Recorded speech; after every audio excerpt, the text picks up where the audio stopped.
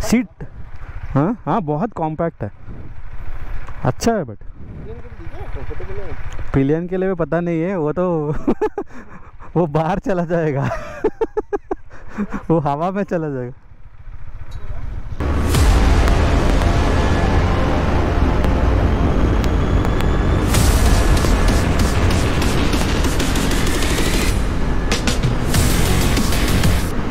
So ನಾನು ಓಡಿಸ್ತಾರೋ bike Duke 390.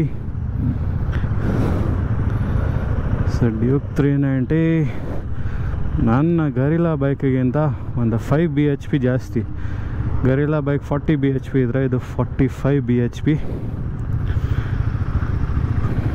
ಮತ್ತು torque RPM ಇದ್ರಲ್ಲಿ ಜಾಸ್ತಿ.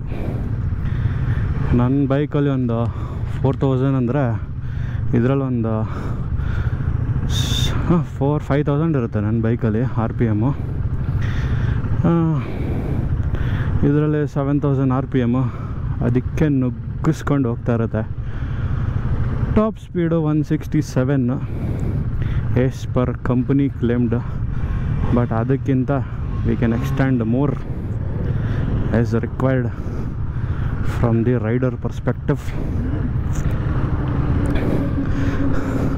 ಸೊ ನನ್ನ ಬೈಕಿಗೂ ಈ ಬೈಕಿಗೂ ತುಂಬ ಡಿಫ್ರೆನ್ಸ್ ಏನಂದರೆ it is like very very cute peppy very very peppy bike, and it is very small. My bike is bit huge little bit, but idu ee bike ಚಿಕ್ಕ ಆರಾಮ್ಸೆ ಇದೆ, ಒಳ್ಳೆ ಟಾಯ್ ಥರ ಇದೆ. ಬಟ್ ಅಷ್ಟೇ ಅಗ್ರೆಸಿವ್ ಬೈಕ್ ಇದು.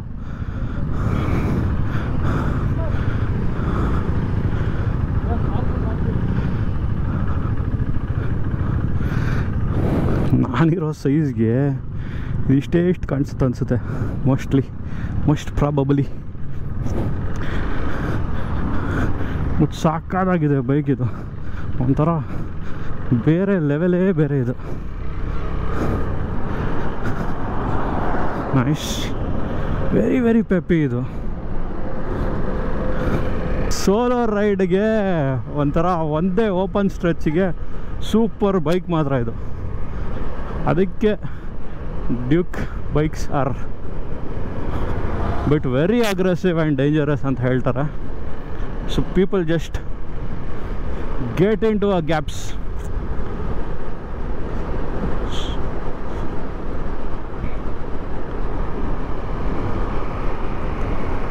Wow, I like this bike, bro.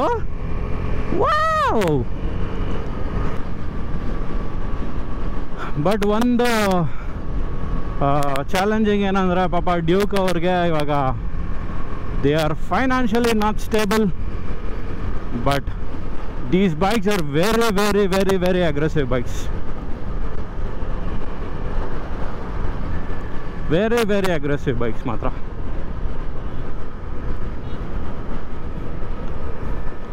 ಗಾಡಿ ಮಾತ್ರ ಸಾಕಾದಾಗಿದೆ ಗುರುವೆ. ಹಂಗಂತೂ ತುಂಬ ಇಷ್ಟ ಆಯಿತು ಗಾಡಿ.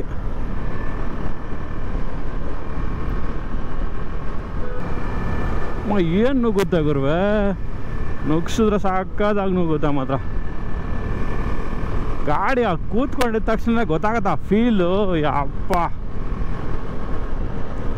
ನಾನು ಆ್ಯಕ್ಚುಲಿ 390 ಅಡ್ವೆಂಚರ್ ವರ್ಷನ್ ನಾನು ಓಡಿಸಿದ್ದು, ಟೆಸ್ಟ್ ಡ್ರೈವ್ ಮಾಡಿದ್ದು. ಬಟ್ ಇದಂತೂ ಭಯಂಕರ ಅಗ್ರೆಸಿವ್ ಇದೆ ಗಾಡಿ ಇದು. ವೆರಿ ಕ್ಯೂಟ್, ನೈಸ್ ಗಾಡಿ. ಸಖತ್ ಕಂಟ್ರೋಲ್ ಮಾಡ್ಬೋದು ಹೇಳ್ಬೇಕಂದ್ರೆ.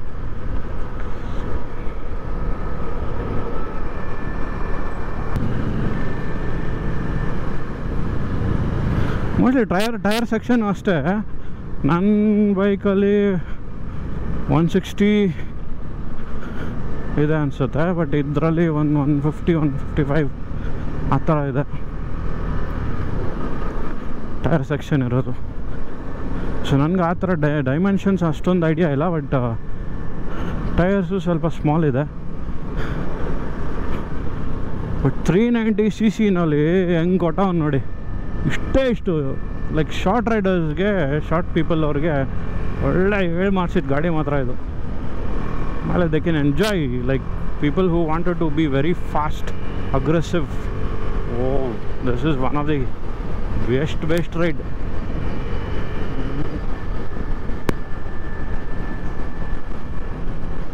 ಸಿಟ್ಟಿಂಗ್ ಪೊಸಿಷನ್ನು ಚೆನ್ನಾಗಿದೆ, ಒಂಥರ ಸ್ಪೋರ್ಟಿವ್ ಪೊಸಿಷನಲ್ಲಿ ಕೂತ್ಕೊಂಡಂಗೇನಿಲ್ಲ.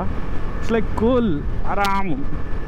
ಅಡೋನು ಮೇ ಬಿ ಲಾಂಗ್ ರೈಡ್ಸ್ಗೆ ಆಗುತ್ತಾ ಇಲ್ಲ ಗೊತ್ತಿಲ್ಲ, ಸ್ವಲ್ಪ ಹಾರ್ಡ್ ಇದೆ ಅಷ್ಟೇ ಸೀಟು.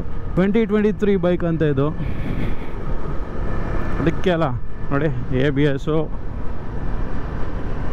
ಬ್ಲೂಟೂತು ಕನೆಕ್ಟಿವಿಟಿ ಎಲ್ಲ ಕೊಟ್ಟಿದ್ದಾನೆ. ಗೊತ್ತಿಲ್ಲ GPS ಏನಾದರೂ ಇದರಲ್ಲಿ ಇದೆಯಾ ಇರೋ ಗೊತ್ತಿಲ್ಲ ಕನೆಕ್ಟಿವಿಟಿ. ಸೊ ಡ್ಯಾಶ್ ಬೋರ್ಡಲ್ಲಿ ಮ್ಯಾಪ್ಸ್ ತೋರಿಸುತ್ತಾ ಗೊತ್ತಿಲ್ಲ, ಅದು ಕೇಳಬೇಕಾಗತ್ತೆ. ಬಟ್ ಇದರಲ್ಲಿ 167 ಇಸ್ ಅ ಟಾಪ್ ಸ್ಪೀಡ್ ಅಂತ ಕಂಪ್ನಿಯವ್ರು ಕ್ಲೇಮ್ ಮಾಡ್ತಾ ಇರೋದು. ಬಟ್ ಇಮ್ಯಾಜಿನ್ ಮಾಡಿ, ಯಾರು ಒಳ್ಳೆ ಸೂಪರ್ ರೈಡರ್ ಇದ್ರೆ ಯು ಕ್ಯಾನ್ ಫಾರ್ ಶ್ಯೂರ್ ಆರಾಮ್ಸೆ ಹಿಟ್ ಅಬೌಟ್ 180. ಗೇರ್ಸು ಸ್ವಲ್ಪ ನನ್ನ ಬೈಕ್ಗೆ ಅಡಿಕ್ಟ್ ಆಗಿದೆ. ಇದು ಸ್ವಲ್ಪ ವೇರ್ ಔಟ್ ಆಗಿಲ್ವಲ್ಲ ನನ್ನ ರೈಡಿಂಗ್ ಪ್ಯಾಂಟ್ಸು ಮತ್ತು ಗೇರ್ಸು, ಅದಕ್ಕೆ ಸ್ವಲ್ಪ ಅನ್ಕಂಫರ್ಟಬಲ್ ಫೀಲ್ ಆಗುತ್ತೆ. ಇದು ಯಾಕಂದರೆ ಇದು ಸ್ವಲ್ಪ ಬೆಂಡ್ ಇದೆ. ಸೊ ನೋಡಿ, ನೀಸು ಸ್ವಲ್ಪ ಬೆಂಡ್ ಇರುತ್ತೆ ಇದು. ಬಟ್ ನನ್ನದ್ರಲ್ಲಿ ಸ್ವಲ್ಪ ಅಪ್ರೈಟ್ ಪೊಸಿಷನ್ ಇರುತ್ತೆ, ಸ್ವಲ್ಪ ಕಷ್ಟ ಆಗುತ್ತೆ. ಏನಂದರೆ ಬೂಟ್ಸ್ ಹಾಕ್ಕೊಂಡಿರೋದು ಅದಕ್ಕೆ ವೇರ್ ಔಟ್ ಆಗಿರುತ್ತೆ. ಸೊ ಇದು ಸ್ವಲ್ಪ ಬೆಂಡ್ ಇರೋದ್ರಿಂದ ನನಗೆ ಏನಂತಾರೆ ಸ್ವಲ್ಪ ಕಷ್ಟ ಆಗ್ತದೆ. ಹೊಡಿತೀನಿ, ಜಸ್ಟ್ ಒಂದು ಸ್ಟ್ರೆಚ್ ಹೊಡಿತೀನಿ ಅಷ್ಟೇ.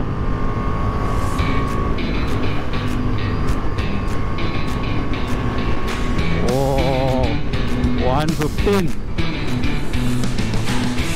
ಗಾಡಿ ಬೇಜಾನ್ ಅಗ್ರೆಸಿವ್ ಆಗಿದೆ ಗುರು ಇದು.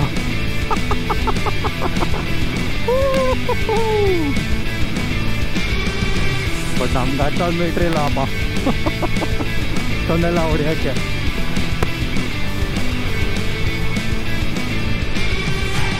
KTM ಅವರಂತೂ ಇವಾಗ ಫೈನಾನ್ಷಿಯಲ್ ಬ್ಯಾಂಕ್ರಪ್ಸಿನಲ್ಲಿದ್ದಾರಲ್ಲ, ಫೈನಾನ್ಷಿಯಲ್ ಬ್ಯಾಂಕ್ರಪ್ಸಿ ಅಂತ ಹೇಳೋಕ್ಕಾಗಲ್ಲ.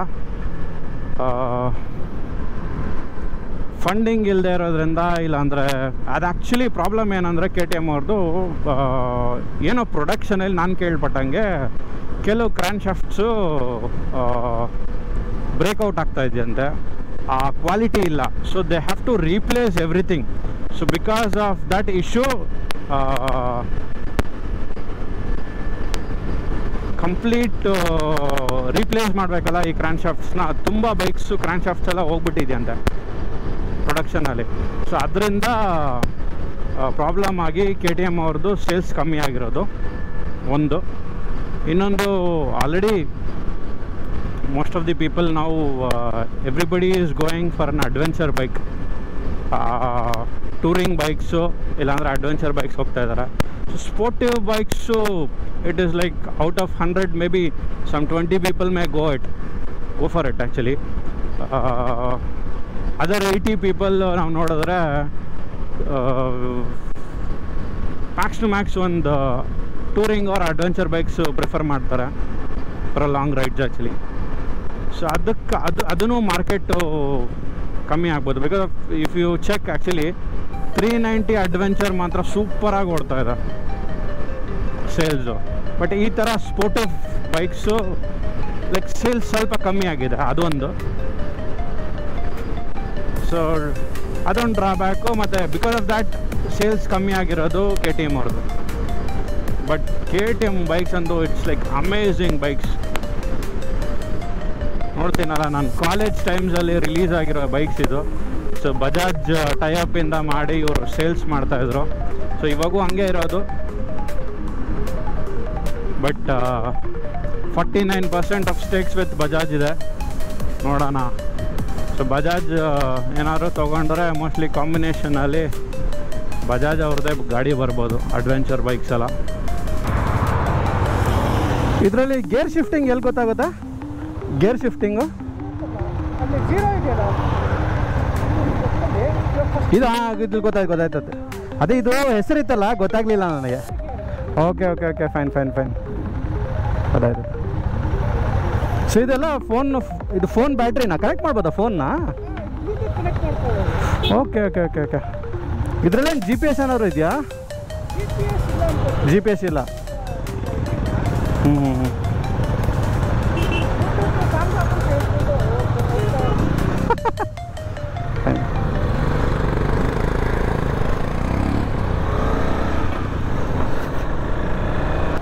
ನೋಡಿ ಟ್ರೈಂಪ್ ಸ್ಟ್ರೀಟ್ ಫಾರೆಸ್ಟ್.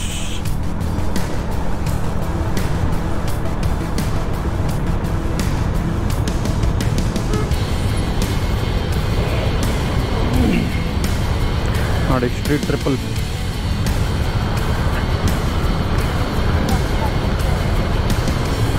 ಪ್ರಭಾಸು ಸಾಹೋನಲ್ಲಿ ಯೂಸ್ ಮಾಡ್ತಾನಲ್ಲ ಅದೇ ಬೈಕ್.